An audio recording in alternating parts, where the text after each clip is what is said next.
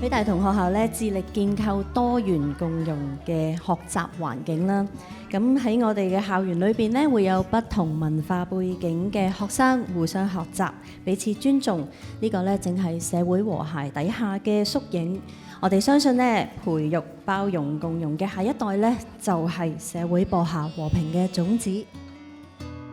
我哋喺呢一個學期之前咧，其實已經知道好開心可以能夠咧參加成長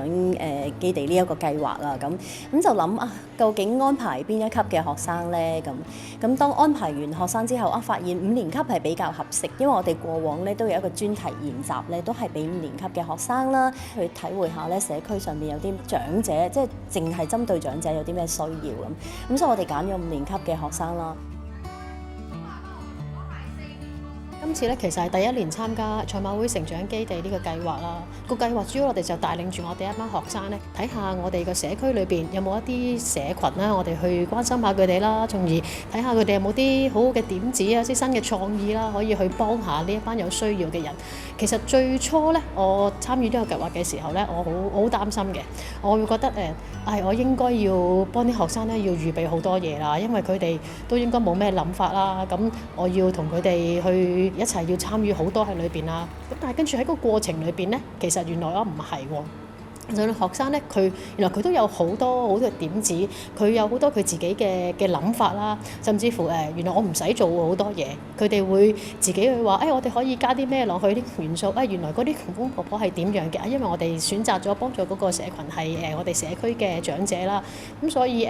其實喺個過程裏邊同佢哋都一齊做得好開心嘅。作為老師第一次 pick up 呢個 project 啦，其實可能最難係唔係好知道成個 whole picture 係點樣，咁所以由8月尾啦，我哋開始上 workshop， 好似有少少拼圖啦，跟住豐盛社企又會邀請啲唔同嘅教練啦，或者唔同嘉賓嚟同同學分享，咁啊好似知多咗少少啦。咁跟住其實去到我哋真係同有一啲需要嘅人去傾下偈，咁同學其實更加掌握到個計劃係點，咁我哋又更加掌握到點樣帶佢哋去行咯。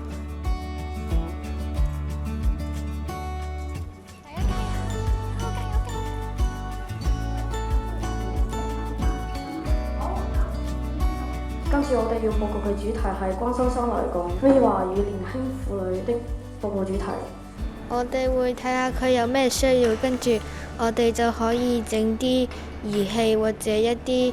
app 去幫助佢哋。如果我哋整一個易學廣東話 app 俾啲巴基斯坦同埋外國人，咁佢哋咪會學到好多廣東話咯。好似我哋細個嗰時咁樣學中文，雖然會有好似好難，但係如果多啲練習會好容易咯，變得。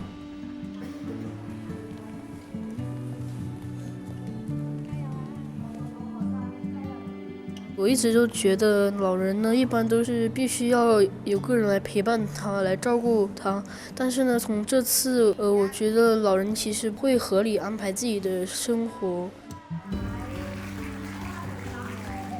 我哋都好想學校成為一個關愛嘅成長基地啊，令到我哋其實每一個學生咧唔好淨係顧自己嘅嘢，有陣時佢哋會睇到嘅就係自己眼前啦，或者佢哋淨係專注喺佢哋一係就學業嘅成績，或者喺佢其他嘅可能係運動方面嘅其他嘅表現啦，有陣時忽略咗咧身邊好多人嘅關注啦。咁我覺得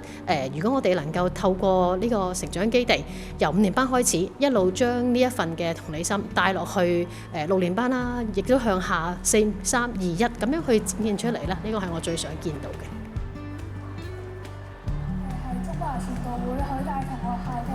我期待嘅係呢半年，佢哋真係可以將佢哋嘅產品真係做到出嚟，然之後將呢一樣嘅產品咧去俾翻受訪者去使用，讓佢哋真係可以受惠，而佢哋亦都好滿足於原來佢哋唔單止可以讀書，佢哋亦都可以服侍呢個社區，服侍咧佢哋所認識嘅長者啦，又或者係 NCS 嘅家長，亦都好希望呢個社區係即係認定我哋許大同學校係一個融入社區嘅一個嘅學習嘅群體，成為一個咧好合一嘅社群。